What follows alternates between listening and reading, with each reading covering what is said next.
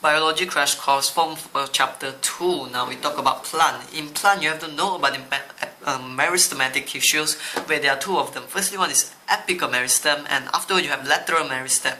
So basically, we will learn it in more depth later in Form 5, the chapter of growth. But this one, apical meristem, is sort of like they undergoes those kind of growth where it kind of lengthens, and it's more about the height kind of thing. And then lateral meristem is like it becomes wider, it is related to the diameter. Okay, so yep, basically meristematic tissue, they are like they have a lot of growth, so they are young and they are actively dividing. Now afterward you have your permanent tissue, where in your permanent tissue it's like they have already matured and they have already differentiated. This means they have already have their specific function. They are not like growing that much anymore, they are like adult already.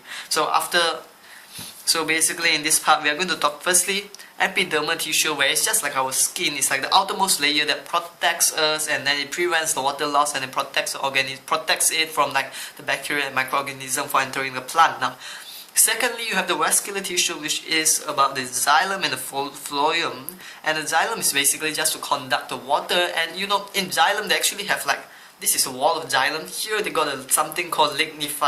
They got Lignin, lignin, and it provides a strong support and structure for it.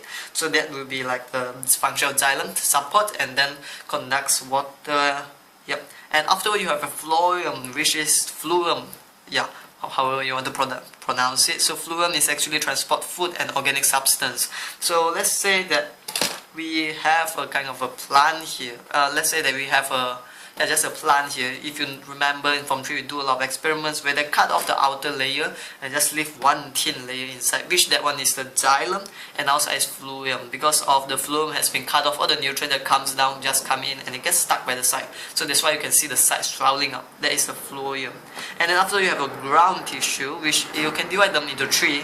It's parenchyma, collenchyma and sclerenchyma. How do you remember this? You see, parenchyma, just look at the P. Parenchyma stands for P. P stands for photosynthesis. So parenchyma basically is the mesophyll cells that goes photosynthesis. And after you have your collenchyma, you see collen means collective. So in collective it's going to be herbaceous plant where they need a lot of collective cells, collective plant cells to like make themselves strong. And sclerenchyma, I would just say, it's like support. So it's basically related to woody plant. They need strong support. That's how I remember it. So parenchyma, photosynthesis, collenchyma means collective, means herbaceous plant, and then sclerenchyma basically means strong, means support. So it's for woody plant. That's it for plant.